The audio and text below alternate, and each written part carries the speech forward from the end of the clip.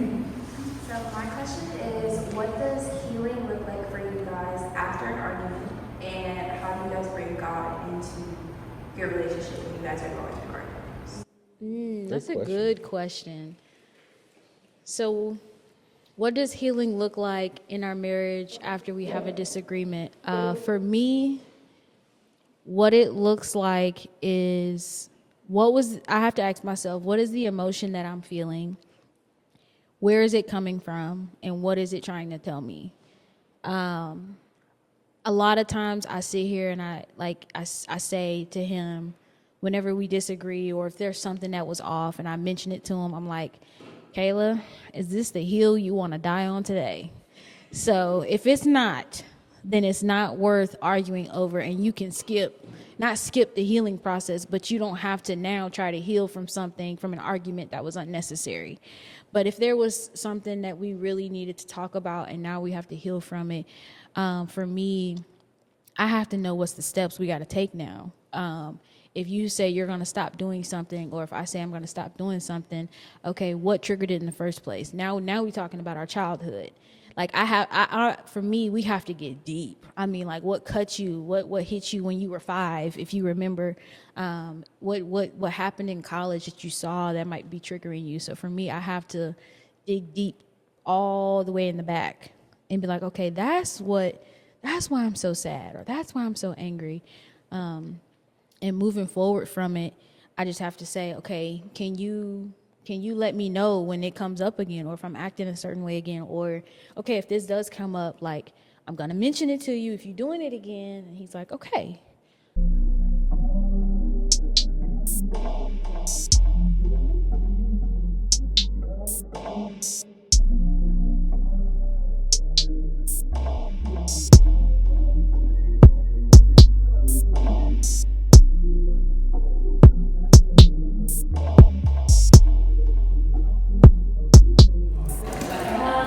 Good evening, everyone. So today we have Khalia and Curry coming to just Kayla Curry. It's okay. Oh, I'm so sorry. It's okay. Yes. Today we have Kayla and Big Curry coming to speak to us today. They're from There's an I Am Marriage podcast, and they're gonna talk to us about like navigating love and marriage, but also like college experiences, how we think about what we think about marriage, what we think about love, and just like sitting here offering us any advice or anything that they can wisdom they can provide us, and just like any additional random questions that we have or anything to do to us. So yeah, there's nothing really get before yourself and look at these facts. What people Thank you so much. Thank y'all for having us too. Yes, Y'all been. thank you. I know the whole process of trying to get this going, but thank you so much. Thank you. So I'm Nick, obviously, Kayla. We wrote a book called There's an I in Marriage. So not only the podcast is called that, it's the book that really started it off. So we could kind of talk about that and how we met. And then, from there we could talk about any kind of questions y'all have. And especially we understand, like both of us graduated from college. So we understand there's a little bit difference between your expectations of life and becoming somebody different than you were when you were in high school. And so all of that. Actually, before we actually get deeper into that, what we like to do, and we say this just not out of offensive, but like we are a Christian-based group when we talk about these concepts. And also we like to open up with prayer because we believe God designed marriage, and also we want to invite him in this conversation.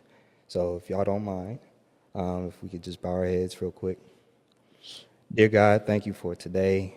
Thank you for your love, your grace, and your mercy always. Thank you for safe travels. Thank you for everyone that is in this room and whoever else will be watching this later on.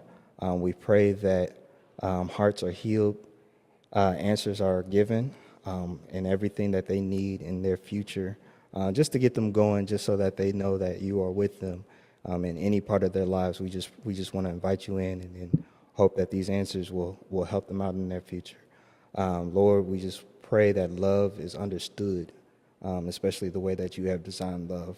And we just want to again thank you for life and breath and opportunity. In Jesus' name, amen. Amen. Yes. So the book. You want to talk about how this crazy book came about? Yeah. So it's been a year? No, about 2 years now. Since we've actually like been writing it. It's been a year since it's been published. Basically, I was at work one day.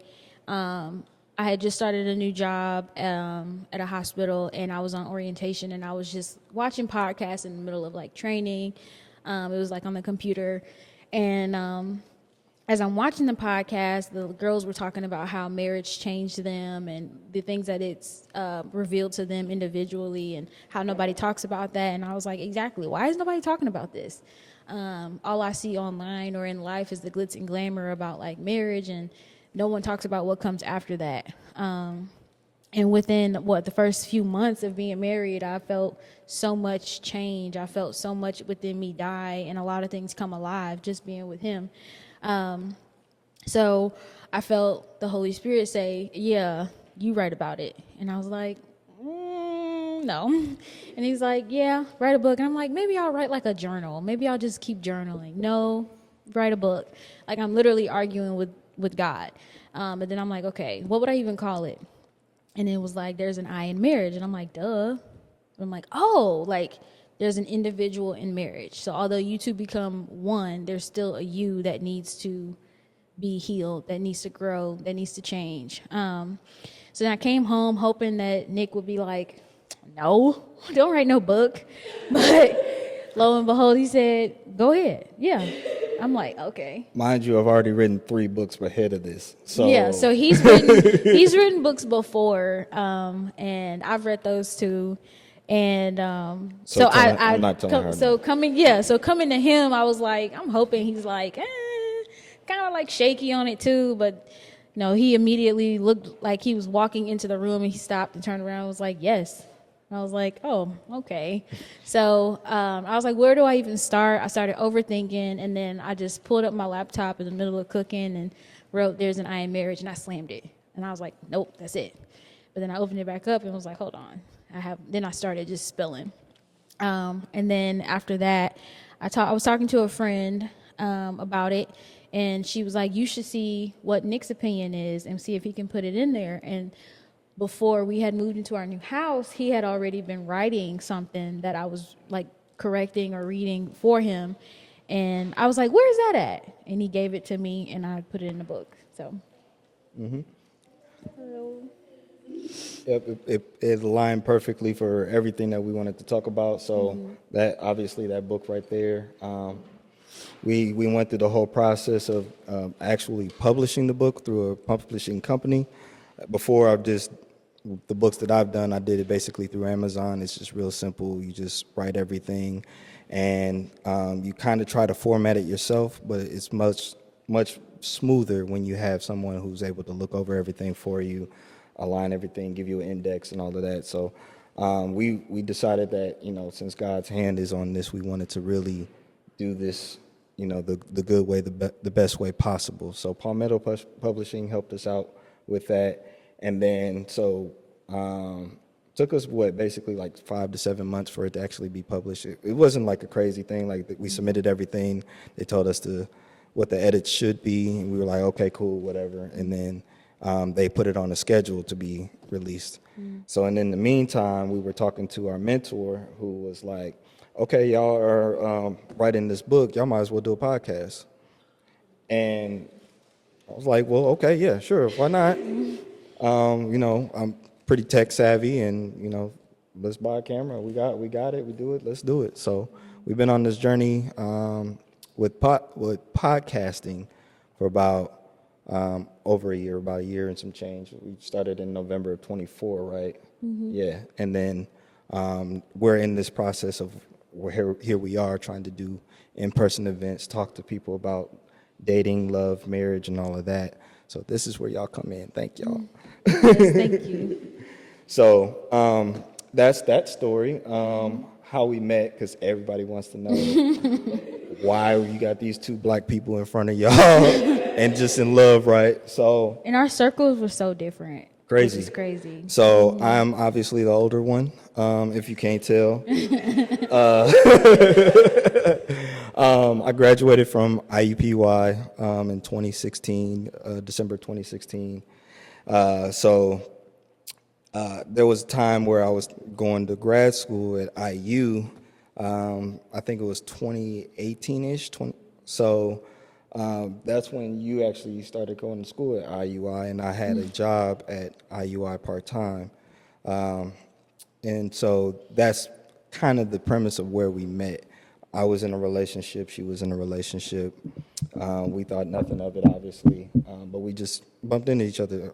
Of course, you say DJ Nick Nasty, everybody know who I am. So It was a point in time where me and my best friend were just making fun of his name. Like, we knew him, and we were literally, so when we see him, we yell his name, and he's like, yo, and we're like, kiki, kiki. And that's really all it was. Whole time yeah. I'm a serious DJ, but that's fine. Yeah. That's cool. We didn't know. We didn't know. We just was like, that's an interesting name, and it just made us laugh. That's really what it was. Yeah, so basically I left grad school.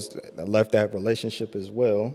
And then I took a time where I just wanted to be abstinent for about over a year. And then in that process, she became an AKA. Yeah. So this was also during COVID, so nobody was really doing the probate. So she popped out on social media. And I was like, oh, okay, cool. Cool. Right. I mean, that's... God's timing, right? Yeah. So, and then she started posting again because you know how that goes. So she started posting again, and I was like, "Oh, she's cool, she's cute." And then so she popped up one more time. I was like, "All right, guy, hold on," because I'm going through her page, and I'm like, "Okay, there's something about this girl, something really about her." So, basically, I slid in her DMs. I had a pool party. Yep. Because also it's during COVID. Ain't like I'm gonna, and I'm old. I ain't gonna pop out on campus. Hey, I'm here for you, boy. What? No. So no, I slid in her DMs. I had a pool party that I was throwing. I told her that she should come out to the pool party, and the pool party got shut down before she could get there. Yeah. It's okay. It was a great time. She's the one that missed out. I was doing my thing. I'll tell you what. I was. So I was like, okay, well, since I couldn't meet you, I sent her a voice message. And I was like, you know what? I think there's something deeper than this. I want to get to know you. I want to take you out on a date if you want to do that. And she was like, okay, yeah, we'll do that. I was serious. Very serious. I said up front, even in that voice message, I was like, I'm interested in dating to marry. I wasn't just like, I'm just seeing what you about. I'm like, I really want to see where this go. So, and thankfully you did. Yeah. Mm-hmm. Yeah. I think that's pretty much the gist of how we met. And then from there, we just hung out almost every day. I had graduated nursing school December 21. So before that is when we were really hanging out every day. And then that last semester, I didn't have any tests.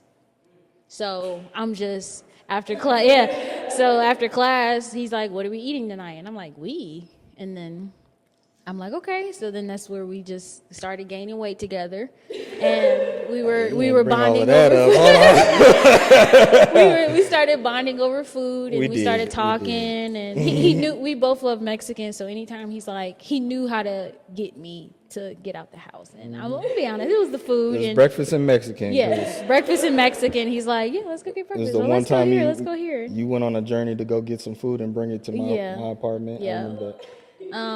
It got to a point where I started to claim abstinence with him. I gave my life to Christ on his couch, like we were watching Transformation Church, and I just decided that moment to be like, okay, God, I'm gonna do it your way. And then after that, I started claiming abstinence, and then after that, I got baptized. So it was like a ripple effect, just watching him. But yeah.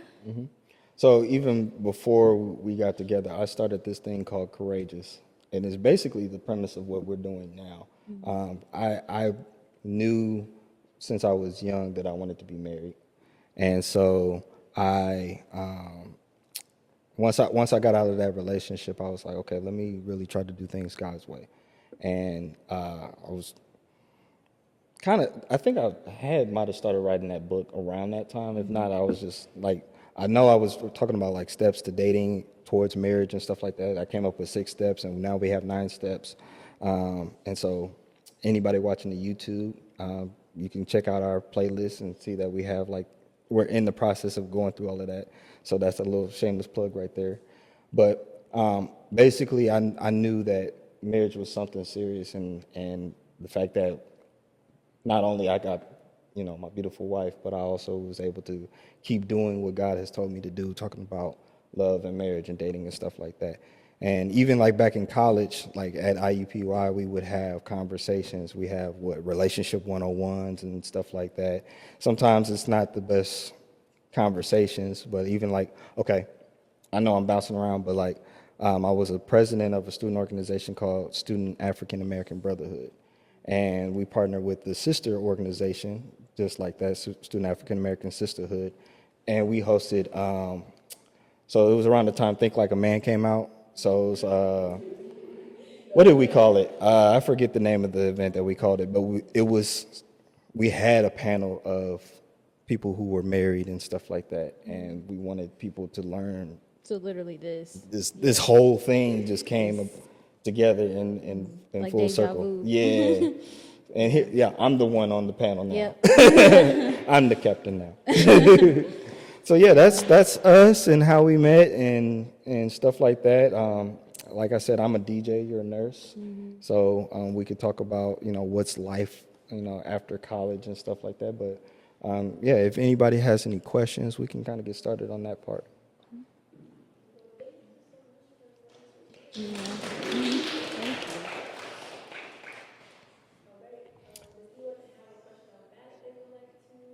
Also, we have we're not forcing y'all, but this is going to be obviously recorded and put up, and it'd be best if you want your question to be put up there, kind of like tonight's conversation. Y'all seen those. If you want to have yours be like heard, you can speak in the mic up there. So everything's in there. No pressure. All right, and feel free to get some snacks too. But if not, I have questions. You go first. You got some good ones too. I seen some of them. I didn't want to spoil it. Yeah, if you don't mind, please.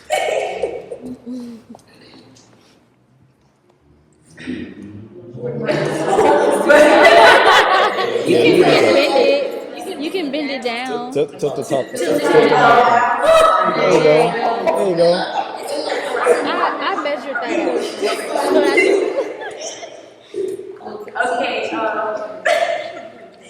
Okay, so the first question I had was like, how do you see Black love portrayed in the media, and how does like films like Love and Basketball, The Wood, things like that complicate like real life experiences? That is a great question. You got something? You go first. Okay, I got you.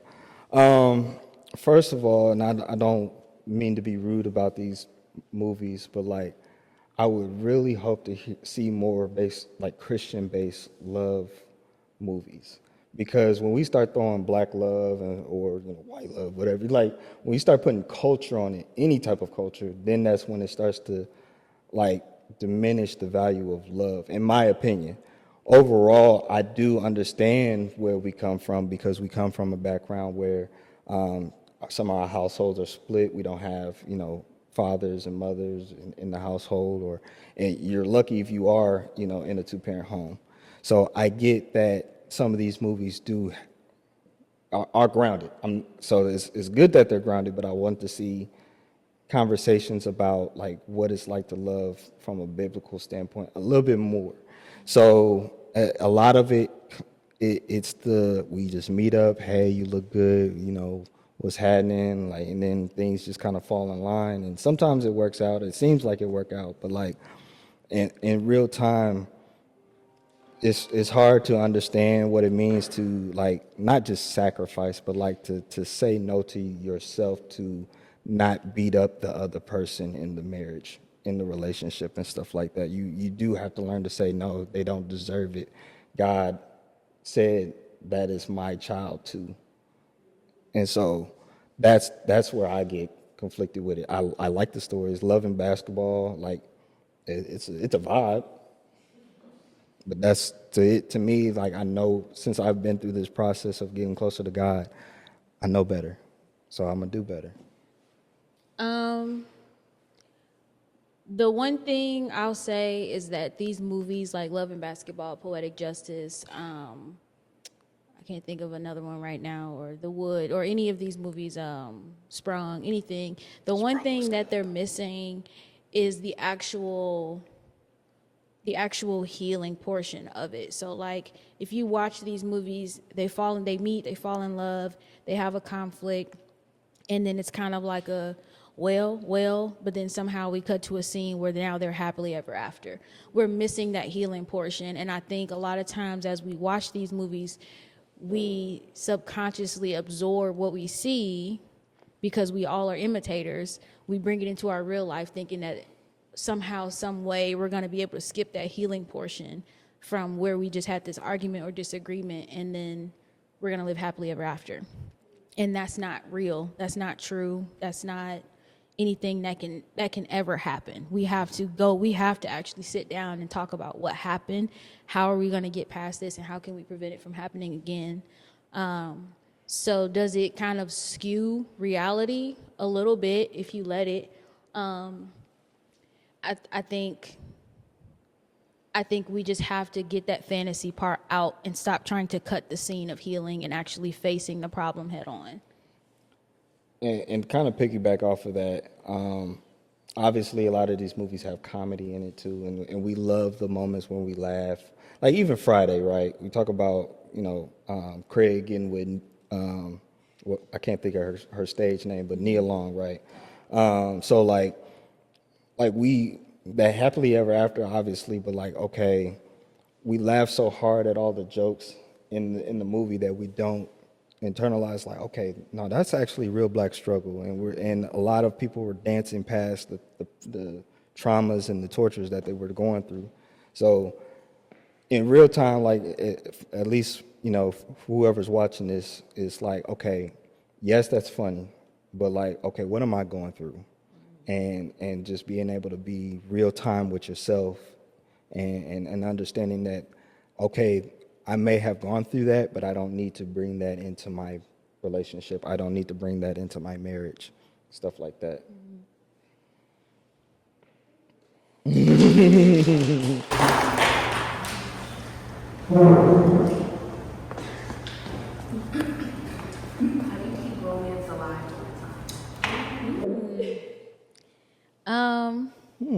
There's honestly a lot of ways. We actually had this conversation last night. And the one way we'll say we keep romance alive is that we try to be more intentional. We try to learn each other's love languages. We actually talked about that recently too, and how love languages change over time and through different seasons in your life. But if you are not intentional at trying to date the person that you're with, like, yes, you got them, but you have to still be like, okay, it's not you're trying to keep them, but you're trying to steward over the person that's in front of you. So keeping romance alive, you have to be like, okay, Friday night, we're going to go out, we're going to do this. And even if, like, especially as women, we wait for the men to do it, but no, you can do it too. If it gets to a point where you feel like you're constantly doing it, then that's where I talked about you need to sit down and say, hey, I feel like we're missing the romance part. Like, what can we do? Find out what you both love to do. Find out where can you go that might be free if money's an issue. But intentionality is the biggest thing, because if you just kind of let it pass by and you're going with the flow in the relationship, it's like you're going to start feeling like something's missing, especially with social media out there and everybody else is posting their romance and romantic lives. You're going to start subconsciously comparing your romance. Like, he don't do this or she don't do this, but it's like, get off your phone, go to them, and figure out what can you do. Because if you just kind of let it pass by, then you're going to be like, it's not my fault, it's their fault. I do agree with everything you say. My thought process in this is, number one, when you have a best friend, romance, you still need it, but you always have that friend. And so you're not as consciously thinking romance, romance, romance, because you have your friend. I just like kicking it with you. Like our best moments is just like hanging out, watching movies, Marvel. Like, yes, we watch Marvel. Yeah. You know, and life is so simple then. Like, there's no like pressure for me. Like, oh, we need to do date night. Like, okay, what do y'all have in common that y'all just genuinely vibe to? But then, yes, you do have to sit back and say, okay, it has been a minute. Something's gotten a little stale.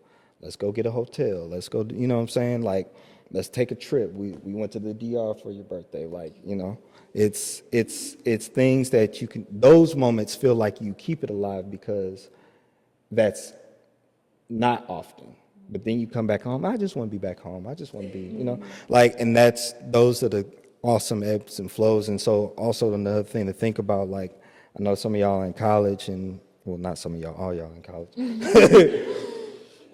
Whoever's not in college watching this, whatever. But point is, like, life changes when you get out of college. So it's easy here when y'all see each other here, if y'all in a relationship here, y'all just dating around here. But like when y'all grow up, it's like, okay, y'all have more access to money, hopefully, because you graduated and got you a job. You got your own space, you have a home and stuff like that. So it's a journey within itself of acquiring who you are now, and then hopefully that person is willing to do the same thing with you. It's about wanting to stay together. Absolutely.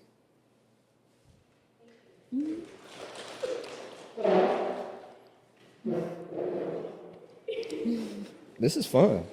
Okay, my question is, how do you balance like your career aspirations with like prioritizing your religion, and like having like a Christ or having Christ as like a foundation in a relationship, while also like dating, especially on college campuses, but just like in general, where a lot of people are just very surface level and they just believe through the words. Great question. So how do you manage career, religion, and relationships, basically? Okay. So let me re-ask and make sure I'm understanding. Do you want to know from the current situation as in college, or do you want to know from like the adult?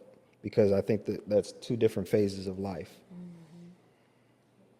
We can give both. Okay. So let me put it this way, because everybody has a different vision of their life. So I want to breathe life into it and not just say that you have to be married, right? Like, so in the Bible, even Paul says, like, it's best if you're single, but if you want to be married, go get married, okay? So career, number one, obviously God, talking to him every day, seeing what he wants you to do as you're pursuing the things that you're doing. And he's going to align your steps. And one thing after college I had to learn was that I do have to trust him. I have to let him let things unfold. And you'll get to a point when once you do trust him, you'll be like, nah, God got it. Like, it's a growing process, but you want to get to that point where it's like, God got it. Like, I ain't even worried about career like that, like for you, I'm assuming, because I'm not the nurse, but like you feel very stable in where you are. I do. I can speak from my own experience. So when I was in college, I was going to this group called Press, and that's where they did like prayer circles. We talked about life, we talked about college, and we were taught the Bible and how to, you know, go about being in college. We never talked about dating though. And at the time I was in a relationship where he was living 2 hours away and I wasn't, you know, I wasn't seeing him all the time. So that dating just wasn't, it wasn't in my mind. But as far as like my relationship with God, I'll be honest, I treated him like a genie. I treated it like I'll just pray to him and just kind of read the Bible every now and again and see where I go from this. But it was never like my heart posture was never addressed. It was just something that I did. And then going through nursing school, it was just, okay, I need to get done. And that's just always how I've been tasked. Just check it off. But getting to my last semester and then meeting Nick, it got more of a heart posture check. And it was like, okay, where's my heart at in this? Do I really care about this man? And if so, then then that's when I'm like, okay, I should claim abstinence too. I already made the decision I'm only going to date him, because even trying to fit in this space where it's like, okay, how do I date? It was like going on these dates, it just wasn't fun for me. Everybody's telling me, go on dates, it's fun, you're single now. And I'm like, I didn't like it. So, and he's the only one that's actually like doing the work. So at the end of the day, I'd say as far as navigating dating, it'll come, and you'll be able to weed out the people that are serious and not. The more time you spend with God. And I mean, when you spend time with him, you just be honest. You say, this is where I'm at. This is what I'm feeling. Let me know if I'm in the right space or not. And he will. He reveals that through his word, even through a Bible app, just reading the scripture every day. Even just staying on one verse for a whole week is enough. As long as you're pondering on that and checking your heart posture when you actually do talk to people, when you're studying. And then as far as my life now, managing my career, I just wake up in the morning and I'm like, okay, God, like, I don't know what today holds, but I know that you're in control. And over time, that trust and that communication will develop and it'll grow. Nobody's communication looks the same. Nobody's life is the same. So the more you find a way that works for you, like, that's where he'll meet you at the most. My career, when I get to work, I really treat it as a space where it's just, okay, God, I'm called to be here. I'm just called to be here. I don't see it as just a paycheck. I don't see it as a way to elevate. It's just It's a nice paycheck though. It's just, this is where I'm at. Sometimes I'm jealous, but This is just like where I'm at, and I see it as like, okay, this is just, I'm stewarding over these patients just for today. And I've learned to detach myself from their problems and what's going on, and then I come home and now I'm trying to be present with my husband. You know, throughout the day, of course, I communicate with God, but like trying to manage all of that, I check my heart posture. I guess that's the main thing. I sit down and I'm like, okay, where's my heart at when I'm talking to him? Where's my mind and my heart at when I'm at work? Where's my mind and my heart when I'm talking to God? And it's not that I'm treating them separate, but I do try to make sure I distinguish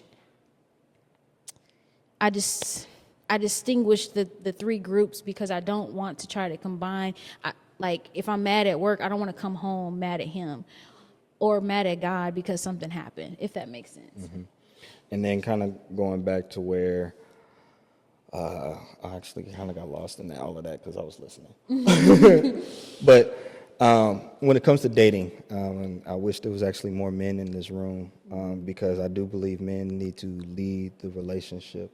You know, set up the dates. Say with your chest that you want to have a life with the woman, and also make sure that you create this peaceful space for the woman. Not just say you want to date and then you just allow life to happen, and then now the woman's frustrated at you and stuff like that. Like, and it's a maturing process. Like, I'm not going to sit here and say that men have it all together or are supposed to have it all together, but like, but it is important, because the question you're probably asking is like, how do you date and try to figure out who's the one? The man who really is like peace be with us, peace be with you, that's probably the one you want to be with. If he's answering all the questions that you ask and he's not like shoving it to the side, like, no, I don't, like with her, she asks questions. She gonna ask some questions. But I came into this relationship ready to answer them because I didn't want her to be like, so what's gonna happen now? When's the bills gonna like, like, no, like, we got it. We're gonna have a process. We're gonna get these things. We're gonna the date is that we're going on is gonna be at 7:00 at this time. Like, there shouldn't be too much, questioning happening. She should be able to trust you that you should be able to trust him and so on. So like that's my partake in like what dating should look like. If it's complicated, God is not a God of confusion, and if anything is ever confusing, if anything is not ever clear, just leave it alone. And then being supportive of each other too when it comes to career. Obviously, I support her, and she's always like, wanting to be a good nurse, and I'm telling her like, you are a good nurse. Like, she'll tell me stories about like work. I've been up there a couple times, but like she'll tell me about like how her patients and her students around her are treating her. I'm like, of course, like, cause you the bomb diggity. So like, and with me as a DJ, thankfully where I am in life, I don't have to clock in somewhere. I just do me, and so just making sure that our schedules are aligned. That's the biggest thing too, because I want to be there. I want us to have our free time. Thankfully, you don't have long nights either, though. So crazy enough, yeah. as a DJ, you think I'm out like Thursday, Friday, Saturday night, till 3 a.m. I'm married. I got what I need. I done did my turn up. If I do, it's because I'm getting paid. If I don't, I'm not missing nothing. So that's. And if there is ever a problem where you two are dating in college or out of college, and then career is kind of getting in the way of you two spending time together, again, you have to face that head on. You can't just be like, he should know or she should know. Like, they don't know, clearly, because it's a problem. So if it's ever an issue, you want to bring it to them like, hey, I've been feeling like this lately, but you always have to, I go back to checking your heart posture, because when you're addressing someone you say you love, you shouldn't be coming with anger. It's been times I had to wait 2 months to address something that was bothering me, because I knew if I address it now, my anger is going to get the best of me, and I'm going to start talking like I was 18 again, and that's not sexy, that's not attractive, it doesn't, like, that's not the woman he married. So it's like, let me compose myself. Like, God, am I tripping? Like, should I really bring this up? Is this coming from a good place? But then I finally was able to get the words together and get my emotions together to bring it to him. So if you have to wait to bring it up, then wait, but don't wait too long. And don't just kind of be sitting on it. Actually, like, I was praying about it. I was thinking about it. When he wasn't home or he was out and I'm at home, I'm like, okay, God, how do I address this? And how can I, like, get him to see that this isn't coming from a malice, like, just trying to make sure I'm caring for the person God gave me. So definitely always checking your heart posture before you bring anything to somebody, because if you bring it, and although your intentions are good, the person that you're dating might be like, she crazy. It's like, no, you're not crazy. And then now you're mad because he called you crazy. So it's like, you really want to make sure you bring it again to the forefront. Like, okay, I understand you work this time, I work this time. How can we adjust our schedules so we can make time for each other? And to add one more thing to it, since we this whole thing is called There's an I in Marriage. Understanding that the person that you are trying to merge lives with don't know the whole story of you. So yes, you want them to just know that you love pizza, or no, that's my thing. But but like, over time, it's like developing a whole new friendship. So you just when the peace comes, when the person with peace comes, then help them understand, like, okay, everything about you. And And yeah, it'll come together. It'll come together. Thank you. I love this. These are good questions. My question is, so with the title being There's an I in Marriage, how do you find time to make, like, for yourself and being your own individual person while still being, like, in unity with each other in marriage? That's funny you asked that because that's been this whole week for us. The past week or two, I had just got off vacation and I was going back to work, and they just had me. Yeah, it was like boom, boom, boom, like. You okay? Yeah. It got so bad. My coworkers are like, "Are you okay?" And I'm like, "I'm fine. My social battery is at like -2, and I just can't." So, I would tell him when I come home, I'm like, "Hey, like I love you, but right now, I need to rest." And what it comes down to is just communication. You got to know yourself. If you don't sit here and communicate, like, "Hey, I need space," and you thinking, "Oh, they should know," or like, "I'm irritated because he's touching me," he's like, "Well, what did I do?" It's like, no, it's not you, it's me.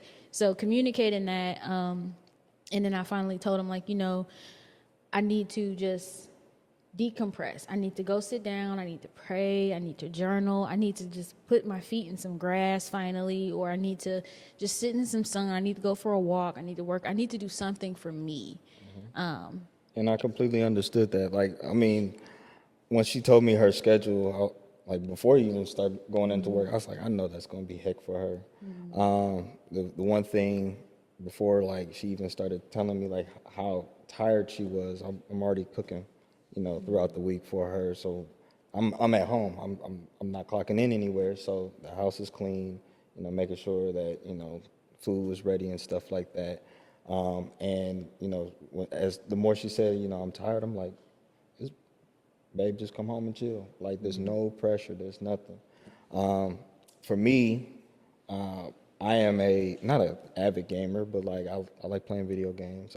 That's where my mind, like, I'm not thinking about work, I'm not thinking about stuff like that. So, because I'm at a point where I'm also creating, videos for this, creating videos for promo for any events I have and stuff like that. So my time away is obviously with God. I'm praying. I sit for a while, especially in the morning time. That's my time to decompress, even after a long sleep. And then, I'll take a couple hours just to play the game and stuff like that. And again, everybody has their own thing. She likes to go shopping sometimes. I'm gonna be in the house. I don't want to burn gas. I don't want to pay for I mean, like, if I really want something, I'll go get something to eat. But like, if I'm happy at home. You really got to just know yourself. If you don't know yourself, then it's like, well, now you're relying on other people to make you happy. And that's not the healthiest thing to do, because somebody's always going to, and I don't mean it this way, but like, somebody's going to disappoint you at some point. So if he was my happiness and he was my all in all, then it's like, like, what do you do and how do you find that individual time? So for me, once I finally wrote out the things that I like, a couple years ago, I was like, okay, I know this week I'm going to go get me 2 cups of coffee, because going to get coffee just makes me feel good. I like it. I know I'm going to do some sort of exercise because I know that helps me. I know when I need time for myself is when I start getting headaches. My back starts to spasm, and I'm having just random dreams. Like, don't make sense. Just, they all over the place. People from high school in my dreams. And I'm like, I haven't talked to this person in years. Why are they in my dreams? And it's just weird. I have to cut off social media. And then that's when I'm like, okay, Kayla, what do you like? Go do your hair. Go do your lashes. Go do something with your nails. Go do your feet. Like, those are the things that I like. So find out what you like. So that way, when you know those triggers and you feel like, I need some me time, go do the stuff that you enjoy. And don't let anybody make you feel bad for it. Like, especially in this economy. Like, it was a point in time I felt bad going to get a cup of coffee. My therapist was like, no, go get your coffee after this. Like, just because I know that makes me feel good. I got a question for y'all. this is gonna sound pretty deep, but it's something that I hope that y'all can like reason within yourself after all of this. Y'all really understand that people will disappoint you, and like life still has to happen, and stuff like that. So like when we talk about like having grace, especially in marriage, because you really need to have grace. Yeah. Like, she's not perfect. She's perfect, but she's not perfect. You know what I mean? Like, she probably say the same thing for me. Like, she'll tell me about myself sometimes. So like, the more you understand, like, okay, this is a human being who's gonna make mistakes. Like, I can't force this perfection on them. You can say that about your family, your mother, your father, your brothers and cousins and stuff like that. Like, the more you're like, you know what? You're not perfect and that's okay. The more you have that, the more freeing you will feel.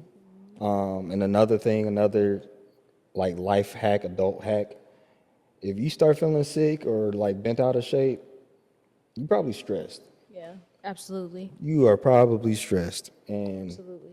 go get your me time and get back to It was a point in time in college. I went to the ER twice because in that relationship that I was in, I was stressed out. I was stressed out with school.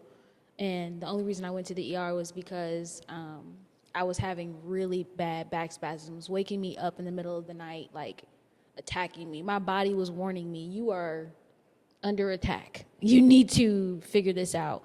So definitely listening to your body when it's telling you you're stressed. Like I don't break out as much as I used to. Those back spasms gone. Like, because she don't got get with a them. real one. Like, if I get them, it's because of work, not because of home.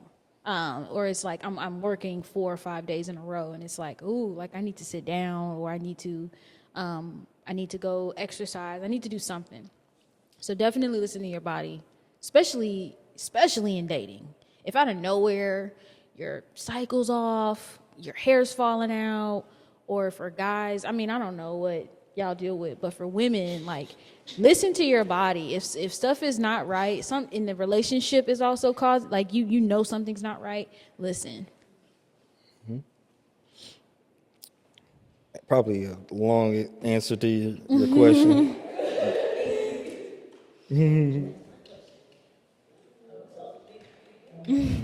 She's got about, what, 5 of them in the chamber, don't you? Okay, so mine is like a two-part question. Y'all mentioned that y'all were like into like field. So I was kind of wondering like what brought you to like your field, like how was that like? And then also, like when coming in, you know, there's a lot of like stigma around marriages and like who you should be with, especially like what type of like people you should be with if you're going to a certain field. So I was like, how do you like navigate that? And then let's say, also in addition to that, like what does financial stability look like in marriage? Really good. What first thing you said, what led me to my career choice? For me, it was anatomy. I loved anatomy and physiology in high school, and I was like, okay, what can I do with this? I'm not going to school to be a doctor. Number one, that's just too long. And then I was like, okay, nursing. I'm gonna go be a nurse.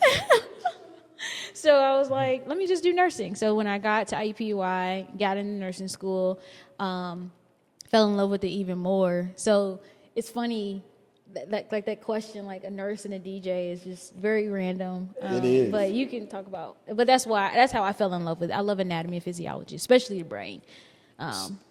So for me, I have this interesting journey in life that brought me to DJing. So when I was growing up, I was believing that I was going to do architecture. Got to college. Actually, right before I got to college, I was doing art classes and stuff like that. I applied to Ball State University, and like I thought my art was good, and I started thinking about changing my major to art education. And so, when I got to college, I was like, I'm not doing all that math. I'm sorry. And then that's what I got to do for work too. Yeah, I'm not doing that. I'm sorry. So after my first semester, I switched my major to art education. And then reality hit me that, first of all, not all colleges are like high school where, the environment is fun and, teachers actually like you. No, they don't, unfortunately. I mean, I hope, that's cases in some places, but not mine. So art was actually heck for me. And then I kind of fell back on this idea like, well, I still want to do like coaching for football. So the next thing I moved over to was sports management. So the beautiful thing about sports management for IUI is that you're going to learn about business and you're going to learn about the entertainment industry and also tourism. So like what it's like for people to come outside of the city into the city and see what events are like and yada yada. And it's crazy because Indianapolis just started growing at that time. Like the Super Bowl was like my freshman year, like the end of my freshman year, they had the Super Bowl there. The Patriots and Giants played and Giants beat the Patriots. Yes. So got out of college and still was like, okay, I think education is still something in me. And I thought about, okay, coaching football, maybe college football. So that's where I got into grad school with higher education student affairs. And then really I was going for my certificate first and then was going to actually try to go for the full-time grad program. Didn't really do well in that. Got to the point where like the program was over and I had to go back to Fort Wayne, live with my family because just financially in life just was not aligned. The relationship that I was in, that kind of was like sputtering out too. And so I'm trying to make the story short, but I applied to a job in higher education, realized higher education wasn't for me. At the end of the interview, it was the second interview and everything, like could have got the job, but like it just wasn't for me.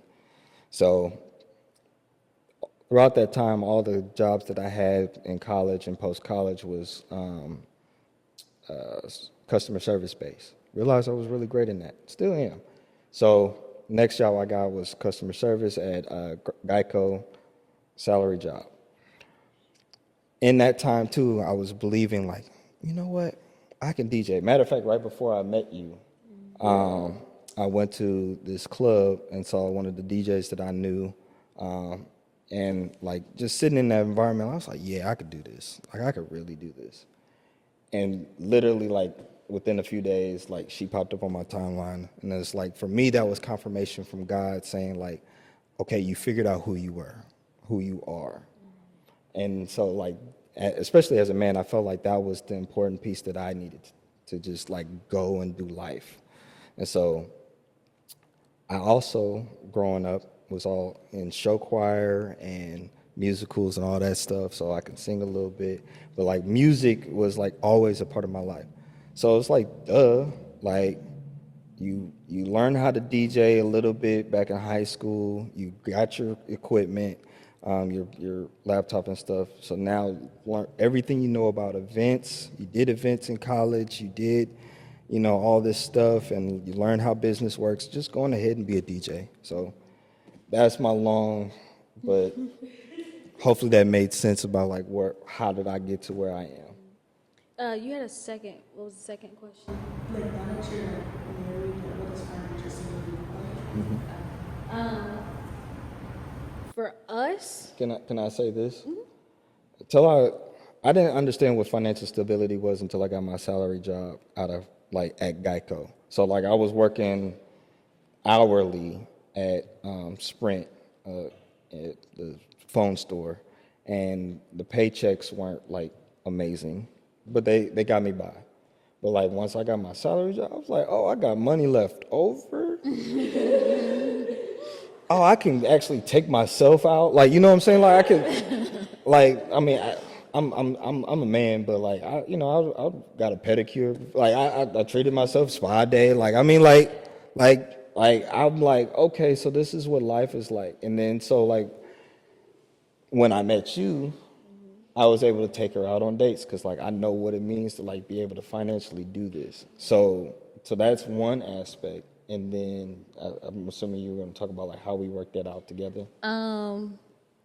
Yeah, so I know for me, the way I view money wasn't always the healthiest, but I knew it worked. I'm gonna say that. My mom would always say, make sure you put away this amount, like put away a certain amount every paycheck for emergencies. So I was really good at saving, but the way I viewed money, it was a safety net for me. So when I got with him, I had to get rid of that scarcity mindset and be like, okay, like I can trust him. I can trust him with my money. I can trust him with our money. It's no longer my. We talk about that in the book too. Like I had to really get rid of that my mindset. So now as far as financial stability, it looks like communicating on a monthly basis about where the money's going. Every dollar needs a name. And even if that dollar doesn't have a name, guess where it's going? The savings account. For us, as long as our bills are paid and they're coming out in auto pay, I know like auto pay doesn't work for everybody. Not everybody likes auto pay, but we do, because what we've agreed on is that we don't want to think about it. As long as it's there, we don't got to think about it. Just take it out, here. And then every so often we check the account and we're like, okay, do we have enough for groceries? Here's the grocery budget. Here's this. We have a spreadsheet literally of what comes out for She's what. the organized one as well. The other key to life is if you ain't the organized one, get somebody that's going to be organized. Like if I'm being honest, financial stability looks like what you two want it to look like. Yes, you can go off biblical principles and you can have it look the way you two have agreed upon. If you two don't agree financially, then it's not going to work. So me and him, for our peace, like I just said, like our peace of mind, we have to have it on auto pay, because if it's not on auto pay, it's not going to get paid because we're going to forget about it. For me, I have to see the numbers. So we created a spreadsheet, have every single bill on there down to like what we're going to put away every week or every month. So that when those numbers make sense and it's there, that's financial stability. For whatever's left over, that's kind of when we start being like, okay, like if we put away this little extra, then maybe we can take a trip, or let's go out on date night this day, this next month. So for us, that's just what it looks like. But everybody's different. So whatever you and your partner agree on, then that's your financial stability. So don't let nobody tell you, oh, y'all probably doing that wrong. But if it's working, then and y'all standard is a biblical standard, then let it work. And one final thing I can add to that too is sometimes financial stability also looks like divorcing what you grew up in. Yes. So like that environment that you had, like for me, single parent household, I have 3 other siblings that lived with me when I was there. And so, you know, that mindset of like, we ain't got it. Yeah. Like there's moments where I have to check myself like, I mean, I ain't rich, but we got it. Like, you know what I mean? Like we're good. Yeah. Yeah. Like, so like, you know, if you grew up in that kind of household where you like, no, we ain't got it, like you gotta reason, hopefully you could do that in your singleness. But like when you are, you know, looking towards marriage, you gotta sit here and think like, okay, babe, like, is the sky really falling or no? Right. So, right. And y'all talk through all those little traumas that y'all might have, you know, make sure that y'all cool. Definitely don't sweep a concern of money under the rug, because if it's a concern, then it's your emotions are telling you something's wrong or something is not healed, something's off. So if when it comes to money and you become anxious, you become angry, you feel scarcity, then you need to address it with whoever you're with. But if you are in your singleness, then maybe going to a bank and just talking to somebody about your money, like, hey, I need help. And not being afraid to say that. I think a lot of times, especially in the Black community, when it comes to money, you need to protect it. Like, yes, that's true. Yeah, it's like, oh, you can't trust everybody with your money, but it's like, there's reasons why we have accountants. There's reasons why there's financial roles out there in other businesses, because these multi-million-dollar companies are not being managed. The money is not being managed by a CEO. They literally have a team of financial people who are telling them to make certain decisions or to not make a certain decision. So if you're single and you are noticing triggers or whatever it is, you don't feel like you're being good with your money, go seek help. Don't try to figure it out. And insurance is not completely the devil. Okay. So I used to work in the insurance industry, obviously. I think a lot of people think that insurance is a scam, and in a way, yes, you don't get to keep the money that you earned out of your own paycheck. I understand, but like, for example, I have a father figure in my life. He was there at birth, but he's not my biological father.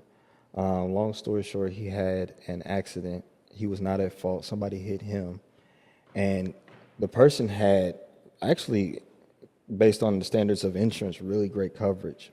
But the accident was so bad and he had to go back to the hospital for a staph infection that it went over the price of what it would take to make sure he was good. Like his leg, don't want to get too graphic, but like his bone, broke, pelvic bone broke. It was bad. And he's still technically healing from it. And it's been, 7 years now? Because oddly enough, I was here that was my sister, but like around the same time. So yeah, like having enough coverage is actually important when you're talking about protecting yourself. Like having health insurance, life insurance, car insurance it don't feel good paying it, but when the ticket comes and you got to pay something that's extra than what your insurance said they was going to cover, then that's when it hurts. Yeah. So. Y'all don't need life insurance right now. Wait till you get married and buy a house. You don't, because I don't know if people are calling y'all already about life insurance and stuff, but y'all don't really need it. I'm assuming If you can pay $20 a month for it. But I'm assuming maybe y'all parents already have y'all on something. But life insurance is a key to, if you have a home and so like, for example, if me and Nick are married, we have our house. It's not completely paid off, but God forbid anything happened to him, life insurance would pay out let's just say 500,000. That portion of that money would pay the rest of the house off. And now I don't have a financial burden because now I'm paying a mortgage by myself. But that's what life insurance is for. But if you're in college, what debt do you really have other than your college? So that's pretty much what it is. Don't let the community tell you any different. Like there's benefits to it. It's not just a scam. So definitely look into it as you start your own life. Like you get your own place, you got a car or whatever. Mm-hmm. Yep. Answer your question. Okay. Wonderful.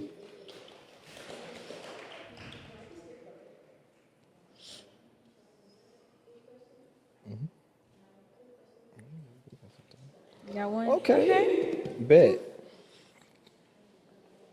It's like a nap. Yeah. Wow. So my question is, what does healing look like for you guys after an argument, and how do you guys bring God into your relationship when you guys are going through arguments? That's a good question. So, what does healing look like in our marriage after we have a disagreement? For me, what it looks like is I have to ask myself, what is the emotion that I'm feeling? Where is it coming from? And what is it trying to tell me? A lot of times I sit here and I say to him, whenever we disagree or if there's something that was off and I mention it to him, I'm like, Kayla, is this the hill you want to die on today? So if it's not, then it's not worth arguing over, and you can not skip the healing process, but you don't have to now try to heal from an argument that was unnecessary. But if there was something that we really needed to talk about and now we have to heal from it, for me, I have to know what's the steps we got to take now. If you say you're going to stop doing something, or if I say I'm going to stop doing something, okay, what triggered it in the first place? Now we're talking about our childhood. Like for me, we have to get deep. I mean, like what cut you, what hit you when you were 5, if you remember, what happened in college that you saw that might be triggering you. So for me, I have to dig deep all the way in the back and be like, okay, that's why I'm so sad, or that's why I'm so angry. And moving forward from it, I just have to say, okay, can you let me know when it comes up again, or if I'm acting a certain way again, or okay, if this does come up, like I'm gonna mention it to you if you're doing it again. And he's like, okay. Do you have headaches when it comes to relationships, like in your dating life or in your marriage life? Like, do you have questions when it comes to marriage and what does that even look like? Or are you having a hard time getting married? Like, ugh. Well, if you do, we have the solution for that. We have a book titled There's an I in Marriage. Boom. This book has all the answers to anyone who is dating, single, married, any way for you to get those headaches out of those situations. The answers are in here. Boom. Look, we have a YouTube page as well with our podcast. We talk about all these different topics. And yeah, just follow along. Like, subscribe. Come check us out. Get the book. But for you? So, this may be a man thing, but I think it works for everyone.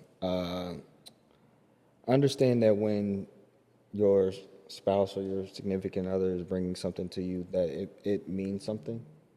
I think before you even start internalizing, like, what are you feeling? It's like, okay, this is like the first, this might be the second, this might be the 15th time they done said something. Like, this is a pattern. Either I have a pattern or there's something that's going on in this environment that is not right. Let me actually open my eyes to what it is. Because there's times where she says something to me and I'm like, before I even get defensive, I'm like, okay, she's coming from a good heart. Like, she's just trying to let me know something. Because, you know, probably in your past, where you grew up, you know, when somebody brings something to you, it felt more like an attack. And the tone was like the way we talk. We don't come with the tone like, you need to do, you messed up, yada, yada. Oh, I remember the time God checked me quick. I said, he always does this. He's like, no, no, he don't. And I'm like, you right, he don't. like always, you have to really watch your language. Always or never. It's like, check yourself. Like, it was bad. I was like, he always. I had to really, and then he was. And I never right heard there. that. Like, I mean, like, but it was.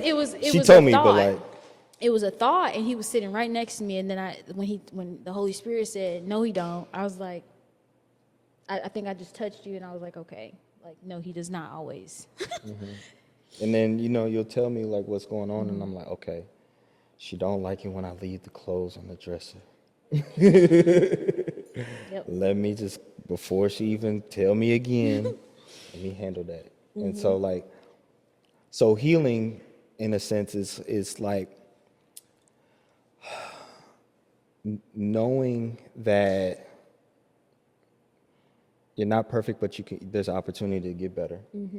There's a moment where you're like, okay, I have to share this space with this person. So, like, in order for our relationship to be smiles, I have to go through whatever was painful. You just do. You just got to go through the fire, for sure. And I know one way we bring God into it is if there's a moment in time, I'm like, can we pray together? He's like, yes. He doesn't be like, well, for what? Or anything like that. Or a lot of times I do go to God by myself and I'm like, okay, God, if I'm being honest, this is how I'm feeling. And lo and behold, somehow, some way, I open up the word and right there tells me exactly what to do. Or, you know, if you're feeling this kind of way, like this is probably why. I remember a point in time when he was in insurance and he was really, really, really not happy. And I thought that I was speaking encouraging words to him. But there's a word in Proverbs, I can't remember exactly where, but basically,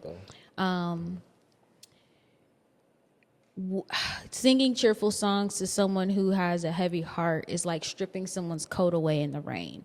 And I kept trying to encourage him and tell him, you got this, you got this. If you want to leave, you can leave. And he's like, it's not that simple. And, I'm telling him, you need to go talk to somebody. You need to go do this. Because at the time I was in therapy, still am. But for him, he had to, it was a moment in time or that season where he was just struggling mentally and emotionally at that job. When I read that verse and I was telling God how I was feeling, it was like, oh, now where do I go from this?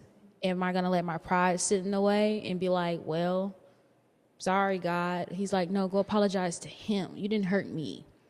So I had to text him at work like, hey, I'm sorry. I read this verse and now I have to heal through this myself, because it was like looking in a mirror at something that was just not attractive. It was like, oh, that was ugly.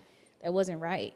And honestly, that I needed that. I don't know if I really said that aloud to you, but I needed to know you were there with me. And I know women like reassurance too. When it comes to moments like that where you're not asking a man to fix something. I'm just saying that because that's what we say in the culture. I don't know everybody's different, but I understand what that really means. It's no, you don't necessarily need to do anything. Just sit with me for a minute. Yep. So, yeah. Yep.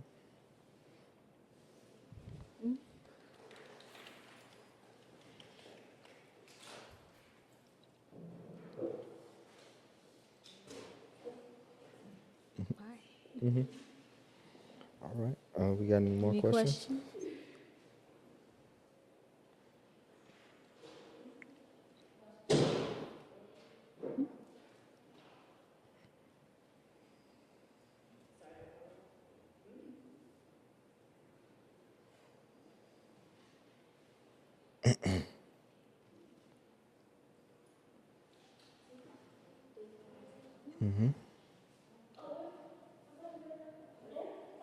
We like to. You don't have to walk to the mic. You can ask. Yeah.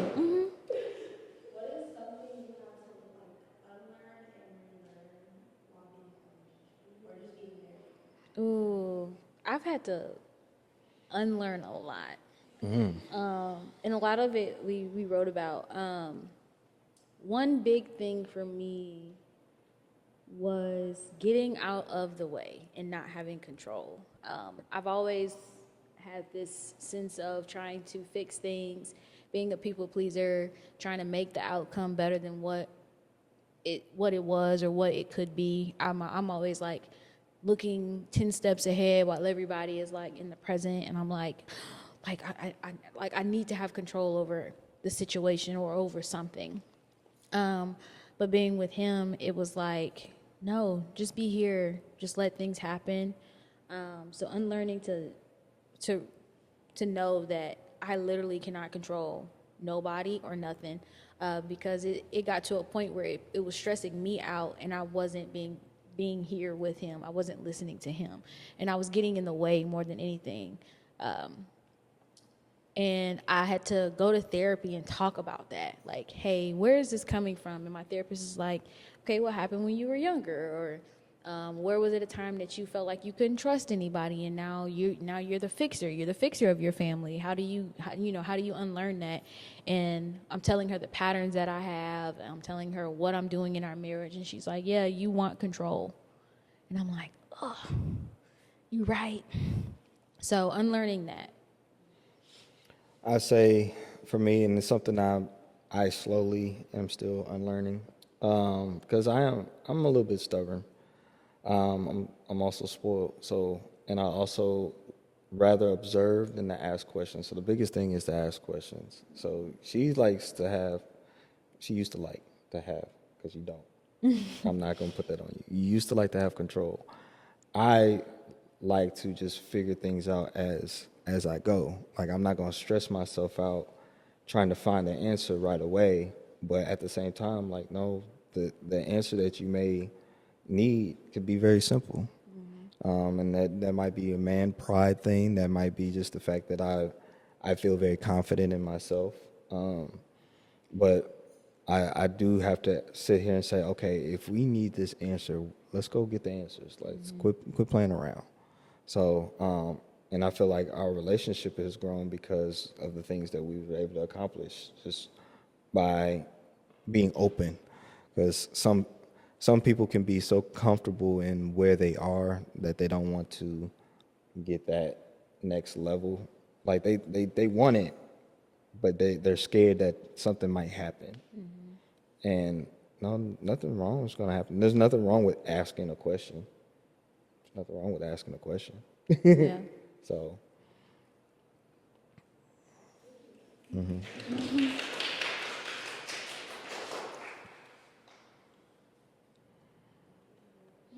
Okay. I asked a lot of married questions. I'm Those surprised are y'all haven't good talked about questions, like though. dating and stuff. Like y'all got questions with, huh? Oh, beautiful. Okay. That's what's up. That's what's up. Beautiful then. So y'all said, well, what's the next step? Yeah. Like That's that what's for up. No, y'all. this was good. This was real good. I mean, do you? Okay, so a question that kind of ties into is like, what role does therapy play in your career? I mean, both talking about it, but like especially given like the stigma around like black community and our own like stigma around therapy, if you should go. Like, how do you think it has helped you or helped your like marriage or even just your like dating life?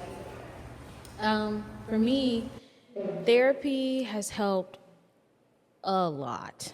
So when I first started going to therapy and I started telling my family, I had some calls from people who basically helped raise me, like, are you okay?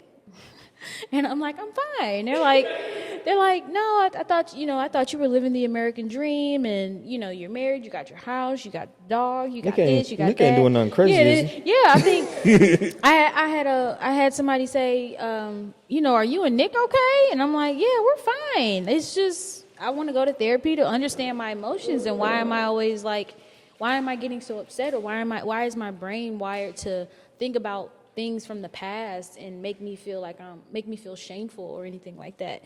So just trying to understand how I was feeling and how to heal from all of that. So going to therapy has helped me create boundaries that I didn't know I needed, like relationally and individually. Like a lot. Again, I've always my therapist calls me the fixer of my family, and I've had to set clear boundaries as to like, okay, don't call me after 9:00, or don't call me and we're talking about negative things, or I can't fix your problem for you. So things like that. It was something else I was gonna say and I can't remember. Peace. I've had a lot of peace of mind. It was a point in time where I couldn't sleep at night because I just was thinking and thinking and thinking. But then going to therapy, like I said, she's helped me figure out when emotions come up, it's trying to warn me of something. Something's not right. So if anger is coming up, then a boundary was crossed. A value or a standard that you held close to your heart was crossed. So realizing that has helped me address situations a lot better. Because before, I would be like, it's their fault. But it's like, okay, let's take the person out of it and think about really, why do you feel the way you feel, and how can you not protect yourself per se, but how can you avoid this situation in the sense of like you feeling this way again? How can you set that boundary? How can you keep that peace? But yeah, therapy for me has been great. When I come home to him, I'm not just dumping anymore, because I believe at the beginning of our relationship, I was just constantly pouring out like, this is how I'm feeling and I don't know what to do and this and that, and I was like, yeah, I need to go to therapy. Like this, and I could tell from his face, he's just like, I don't know what to do with this information, because he's not a therapist. So going has definitely, I feel like, taken the burden off of him. Correct me if I'm wrong, but it's taken a lot of burden off of him, because it's like you don't want to drain the person you're with because you're so emotional. And there's nothing wrong with being emotional, but absolutely go see a professional. Don't just trauma dump, or don't begin to trauma bond with somebody who's having the same problems. Because if you do that and you only see, oh, you right and I'm right, who's wrong at this point? And when will you, heal from what y'all constantly talking about? So, two things I want to make clear. One, your therapy sessions are at our church. So, nothing against other professional therapists. You have a great relationship with your therapist, and I don't know, had she had been in a different situation, how would you be mentored or Right. what have you? I always knew, though, I wanted someone in a church. So. Absolutely. So, like, understand that those are opportunities. If you want, biblical based, therapy. Also, then there's premarital counseling. We did premarital counseling. Actually, it's my line brother who's a licensed ordained minister. Yes, and he walked us through. And honestly, the good thing about at least where we were before we got married, we were healed enough. Like honestly, like the idea of marriage, we weren't fighting, we weren't going through things. So like our counseling sessions for marriage was very smooth. Like we weren't opening up and oh you do this and like because sometimes you hear about that. Sometimes that does happen because the people haven't talked things out. So if you know that in your individual that you need to do that before you get in a relationship, a serious relationship, definitely recommend doing that.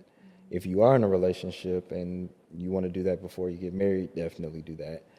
After marriage is still obviously an option. So like there's never a wrong time to go. It's just understanding what you need. Okay, because some therapists, you feel like you're going to be pouring yourself out and they may not care. Understand like that might be a possibility. So knowing who to trust in is also important. And it's okay to switch therapists too. Like I've been with mine for the past 3 years now. And the only reason I feel safe with her is because she actually is like, she calls me out. Like she's like, nah, like that probably wasn't, the right thing. Or she starts asking questions that I didn't think about. But if you have a therapist, like you said, that's not actually hearing you or not understanding or not trying to make you make it make sense, then it's okay to switch. I've had friends that have gone to therapy and was like, I didn't like it. And that's fine too, but find some sort of help. Find some sort of a healthy outlet. Because if you don't find a healthy outlet, like I said earlier, like you can end up trauma bonding with the wrong person, and y'all are not healing. Y'all are not moving forward. Y'all are stagnant. Y'all are stuck, and y'all are constantly talking about the same thing. Or if you sit there and you wallow in your own feelings, thinking, "Woe is me," and everybody else is wrong, or whatever you're feeling, you're not gonna get anywhere. You're not gonna get what you want. So I kept for me, I know I kept talking about therapy. I want to go to therapy, and I just kept pushing it off because of finances. But it got to a point where I was like, no, I really need to go. And then our church was like, guess what? We're partnering with, this group, and I was like, oh. Healthcare might cover it. Yeah, and my insurance covers it. And a lot of insurance does cover therapy. So definitely look into that too. So if you want it, you can get it. Like what's supposed to be almost like a $200 session, I pay $35 for. Like,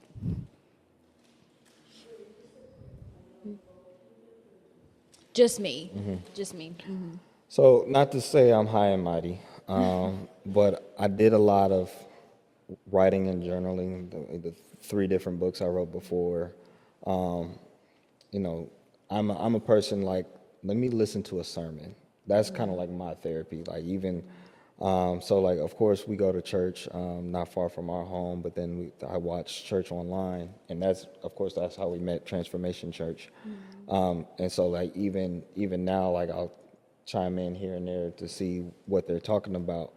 Like, love that church because like they're talking about dating and relationships right now, but they're talking about like how, if you weren't soothed, if you didn't feel safe, if you didn't feel secure, if you didn't feel seen when you were growing up, like how that impacts all your relationships, and that opened my eyes even deeper. That like that he's going to therapy, but so it's like I'm going to therapy, but like but like no, like this it really helps me understand, especially from a biblical aspect of like what we all need. And so like and that's why we're on this journey doing all of this, because we're unpacking and understanding, and it's like y'all, like marriage don't have to be this hard. Yes, it's a lot of work because we've taken all this time, but like it's beautiful.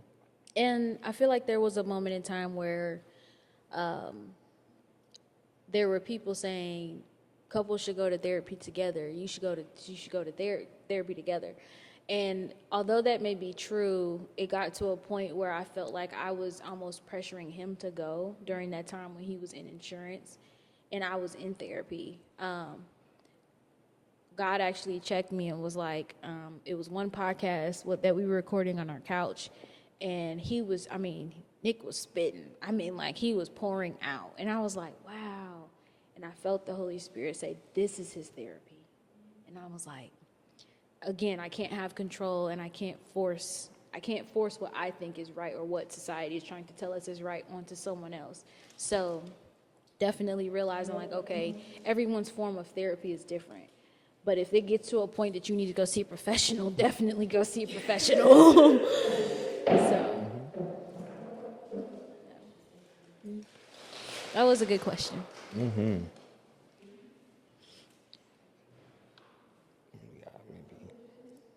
we do like what, 2 maybe.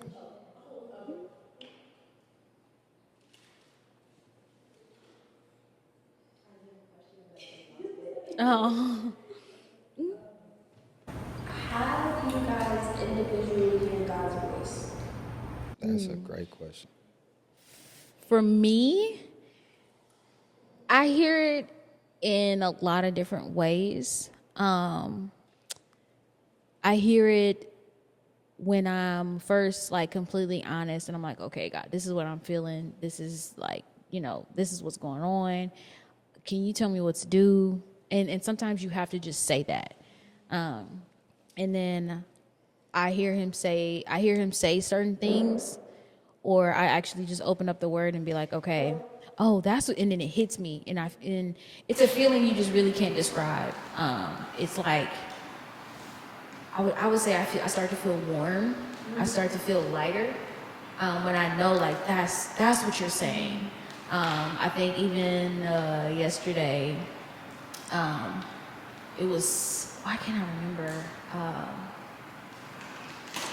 My mind kept wandering. My mind kept just wandering. And as I was just flipping through the Bible, I would just read certain verses, and then I got to a verse in Proverbs, and it said basically, a man wandering, a man who can't sit still basically is like a bird flapping from its nest, and it can't find its nest. And I was like, oh, that's what you mean. Like like you're not settled. You look like a bird flapping everywhere. Like, calm down. It's okay. Everything's okay. And once I read that, I was like, okay, I understand what you're saying. You're telling me to calm down. So I hear his voice in his word. And then there's times in present day, once I'm finally present, because a lot of times my mind does wander. When I actually sit down and I'm being present in whatever I'm facing or whatever I'm dealing with, it's like, oh, I finally have that aha moment. Mm-hmm. That's when you hear his voice. So like when I said, Nick always does, and he said, no, he doesn't always. And then a lot of times as you read his word and you start to remember certain verses, and you come up to a moment, even if it's years later, like you come into a space or a situation where you're dealing with something, his word will come up and you're like, oh, okay. You said, that's what you said. That's what you meant by that. So I think the more time you spend with him, the more you hear his voice. But for me, I usually hear it when I'm reading it, and I usually hear it when I'm in those moments in life. And I'm like, oh, like I have to step back and be like, oh, okay, I see what you're saying to do. I'm very similar. I would say I do, especially in my early mornings, like just give space, just having a conversation with God. and then as I'm observing life or things just happen, I do see where he is trying to speak to me. Prior to us getting together, that was I feel like I know God's pattern. In a sense, I'm not saying like I know everything about God, but like I understand his pattern. But prior to, it was a moment of like, okay, so you lead, right? And then he starts pointing out the patterns that I needed to work, pointing out the things that I needed to understand. And so then I'm at this point where like life is like, I just see all the patterns. I see everything that he's talking about. And what God basically says in the Bible, that's wisdom. Like you get to a point where like as he's talking to you and it's starting to make sense, now you're able to see it. You don't do the things, you don't do the wrong things and stuff like that.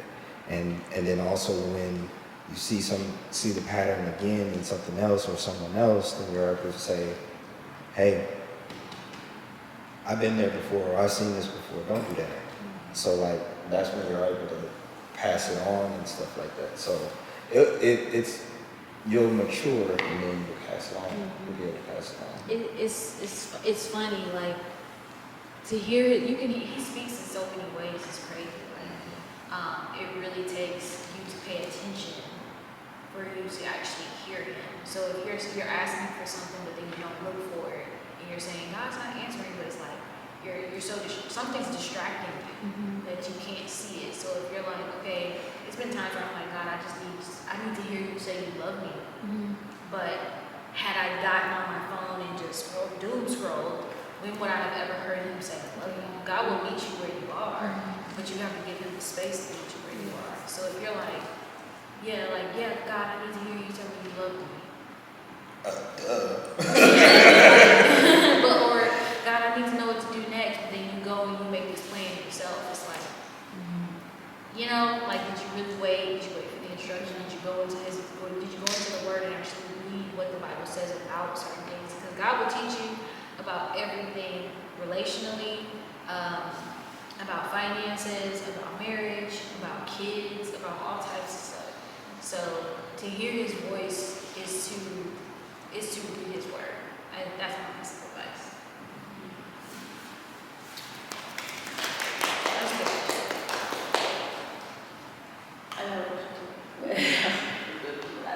But I have a question, like, when, like, thinking about marriage and everything like that, like, when do you, like, because I know, like, there's, like, obviously, like, the man proposes and everything like that, but, like, what's the question is kind of, like, when did you feel like it was the right time for you both to be married, but then also, like, being married, like, when did you feel like it was a marriage? You know what I'm saying? After, like, not just an engagement, but, like a full marriage. When did we feel like it was the right time, and when did we feel like this was like real? I'm gonna be honest.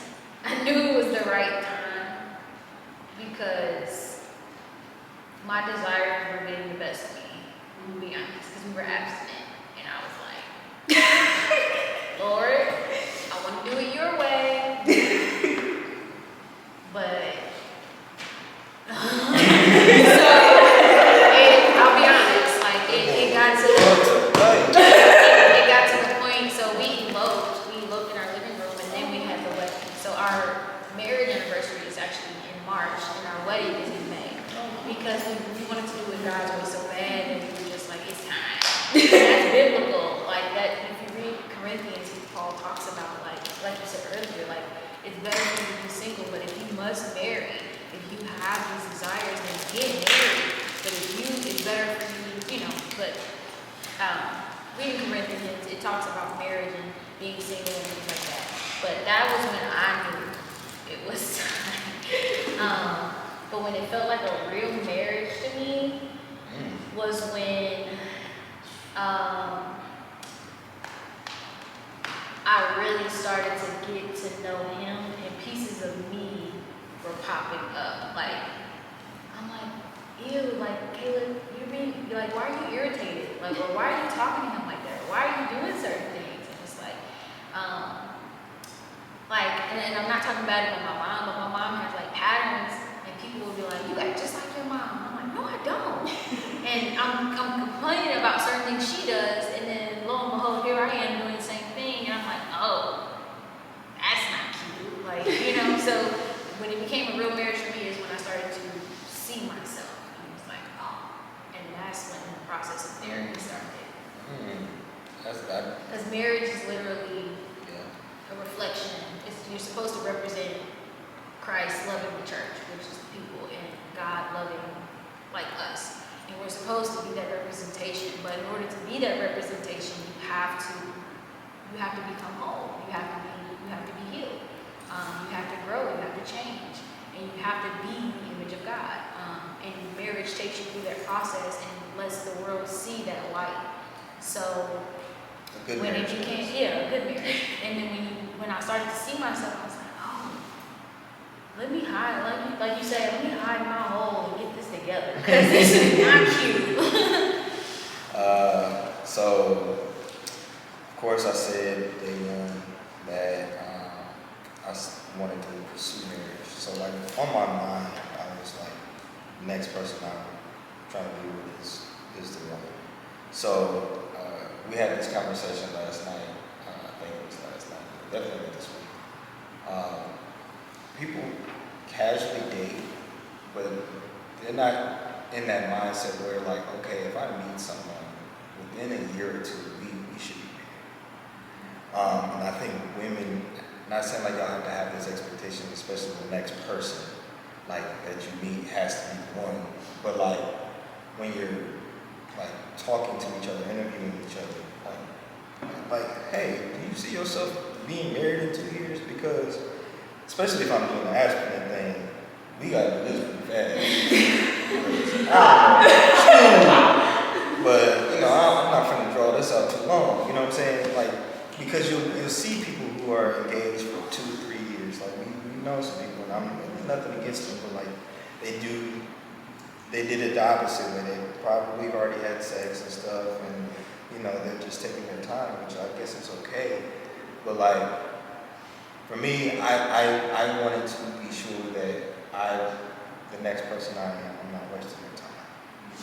And so, and again, I wish men were here, because that needs to be a thing. Yeah, you want to find out, what she look like, what she can do, and no.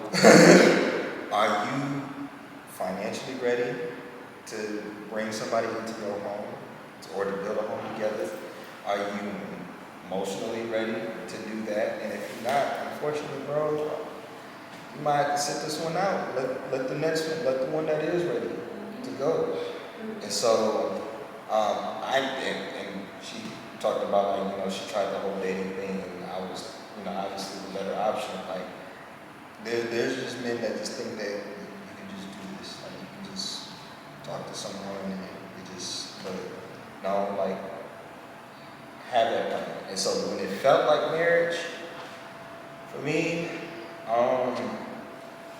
said day one of the actual, like, us alone. Like, we had the home, we had cars and stuff like that. I guess it's the American dream thing for me.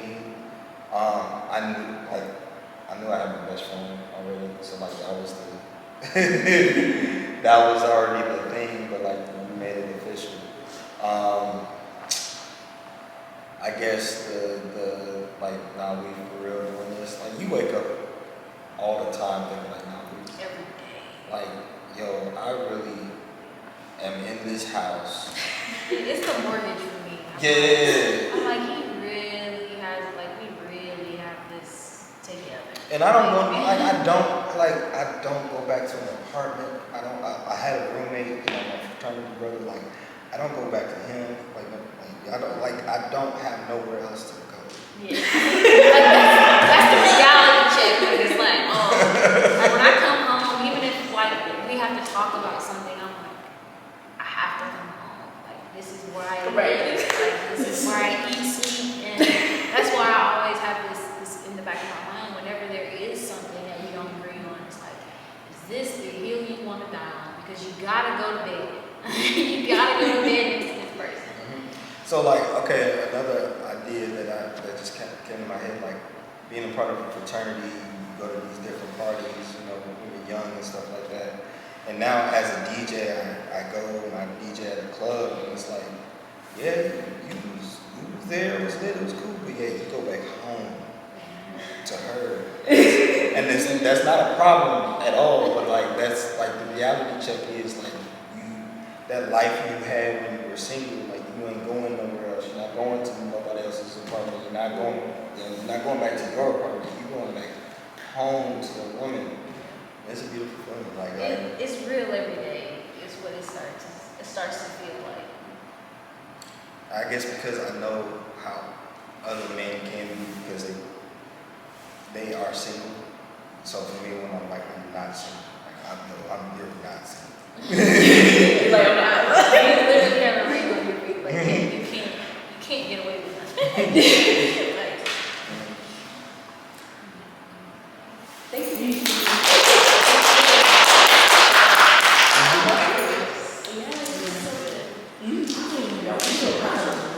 Yes, we should do a part 2. I'm for it. Absolutely. Yeah, we're gonna do a part 2.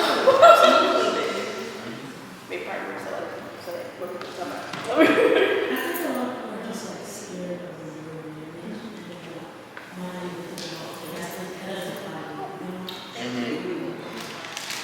I kind of figured that, and that's why we was hoping like we can expand it to like what it's like after college, because like you know, not everybody is fit for marriage, not everybody is going to be married. We hope that, you know, especially with all this information now that you consider it and you want to do it God's way and everything, but like truth of the matter is like, you know, you want to be a boss in your own career, like cool.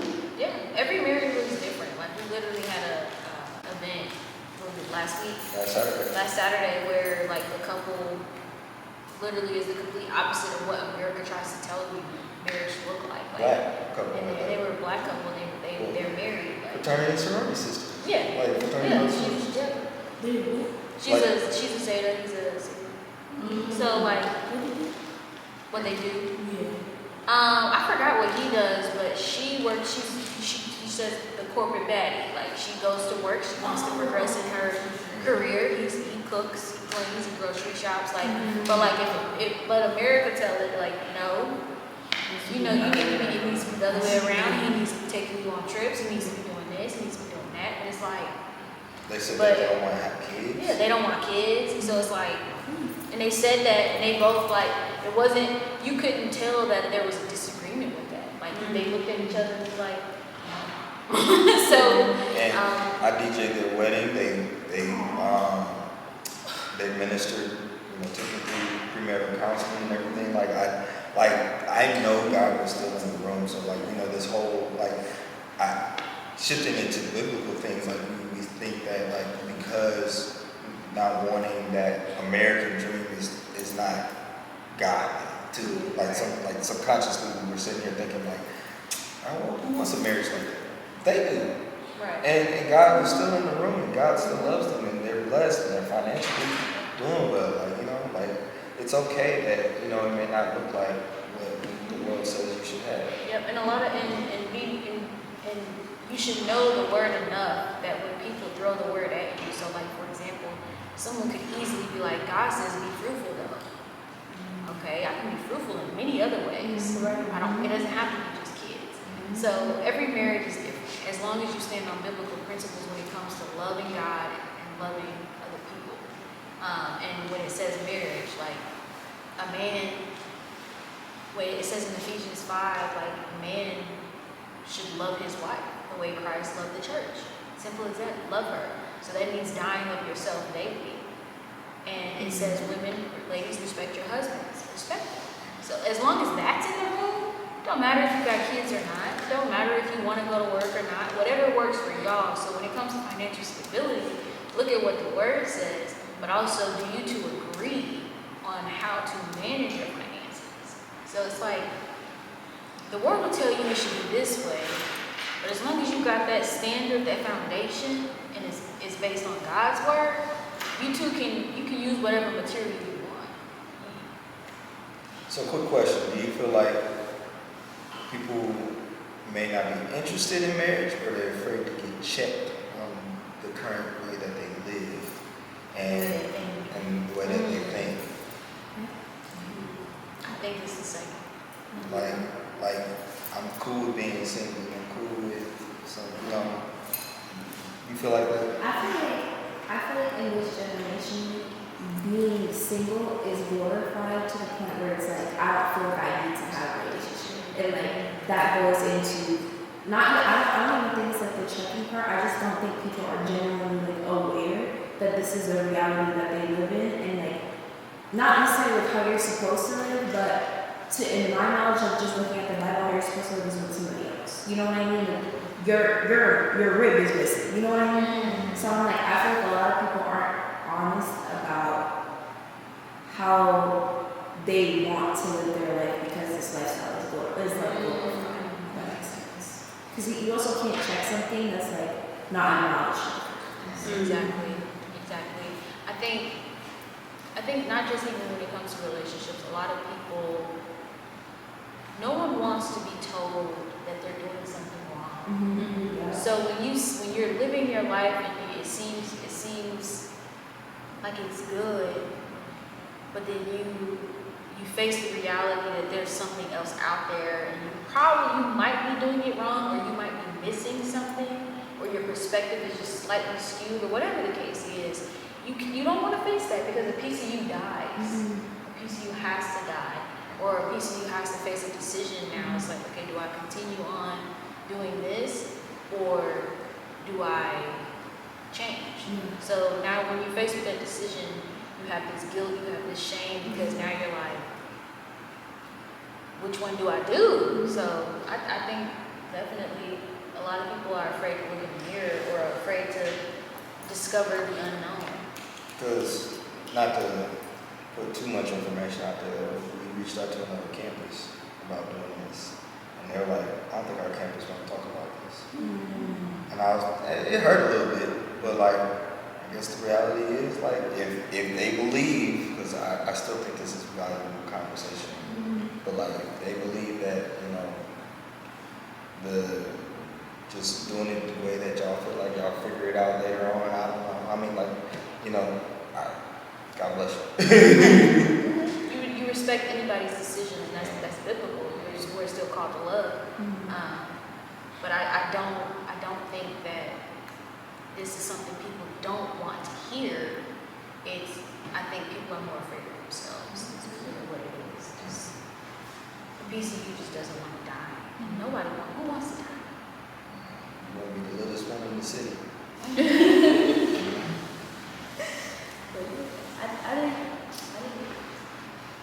I think like a lot of stuff happens like to where like a lot of things just become normal. So we just expect it to be normal. So I feel like it's hard for people to have conversations like you said, like admitting that that you have done something that you may feel good about or bad about. And I think marriage is so like far from a lot of people's minds and college. They're like, okay, I'm trying to make that up here. But I think a lot of people do like yearn for, or like a lot of people do want it. At least in the conversations that I have with people like on campus, things like that. Like I think that people do want to know like what it is a healthy marriage, or what is a healthy relationship. If you don't want to get married, like how do I show up and be healthy in a relationship, especially background where a lot of people don't come from healthy marriages.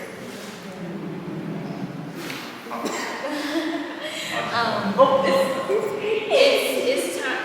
I say this a lot too, and I'll let this be the last thing I say. But being married has taught me how to be a better friend.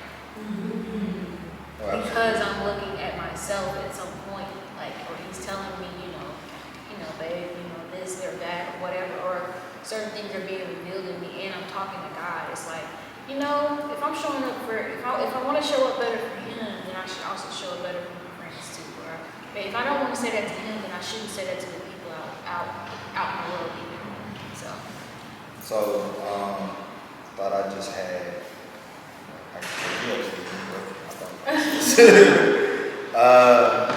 What was I going to say? You know what? It'll come back. But we do thank y'all be able to talk about it for sure. Yeah, this is I also just feel like people like forget that love is like endless because like love is literally everywhere. So Everywhere. in like my relationship, like I've been through a lot of negative experiences. So like I relate to you besides you because we're both kids. But I was like before I got with my boyfriend, I just thought that like I've always had this mindset that there was gonna be a person for me, even when I was younger, and I just thought that that was just gonna be a thing. And like when things just kept happening, I was like, damn, like, maybe I'm not gonna have this. Maybe we just, you know what I mean? And like I had to like look, and this is just like in my friendships as well, just being in certain environments, like there's literally love everywhere. Like I can get love from this person today, and let's say God it don't work out. You know what I mean? There's always going to be somebody else that's going to love me. And it's like, I feel like in our generation, it's more like, if you get hurt, you need to grind, and you need to stay single, you need to work on yourself, you know what I mean? Because it's also uncomfortable to try again. It's also uncomfortable to kind of like get out of your head and be like, you know what? Hey, you should go try. You should You know what I try. mean? And I think like, that's something that's speaking about unlearning and learning. That I'm learning with my boyfriend, he's not the same as the person that I got with the last time. And like taking that apart and also taking my experiences out of it, the again thing, I'm always like, he don't, you know what I mean? Like, he don't, like, it may have been a common experience in my life, but it's not a common experience in our relationship. Yeah. And I think that that's just something that definitely resonated with me when you said it. I'm like, yeah, like there's literally love everywhere. And I thank God every day just for him, because I know, like things can change. But like he's definitely taught me that like, one, not everybody's the same, and there's love in endless possibilities. It doesn't even matter if you're in a negative situation or not. Like there's love in that itself. So I did remember what I said. I was thinking actually. We've gotten to a point where we glorify having it all together for ourselves, that we've lost the beauty in splitting bills with someone. Hopefully you can. But like splitting responsibilities. Sharing everything with somebody. Now granted, like there's people that like to do traditional and like the man takes care of everything, and then but like the sharing aspect, like there was an episode of Abbott Elementary where it was like, why don't we just move in together? And Janine was like, okay, bet. And so, but like we need to find an apartment that I can afford, like we can afford. Because I'm gonna be putting in like, oh. He's like, well, I'll get the toilet paper. No, I can get the toilet paper too. That's not a problem. But like my grandma says, like, I mean, the Bible even says, you know, two are better than one. You know, it's better to not be alone. Like, there's a difference when you have a roommate and y'all are not cooking for each other. Y'all cook separately. Like, they want Chipotle, you make whatever, like, you know. And then like, you look in the refrigerator, like, dang, why ain't nothing in the refrigerator? Because y'all not budgeting to.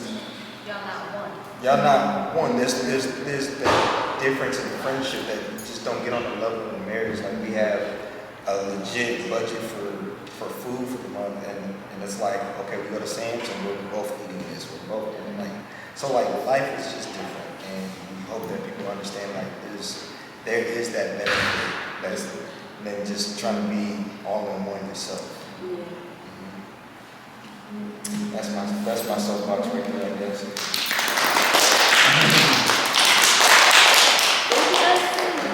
This was so beautiful. Thanks for having us. Thanks for coming.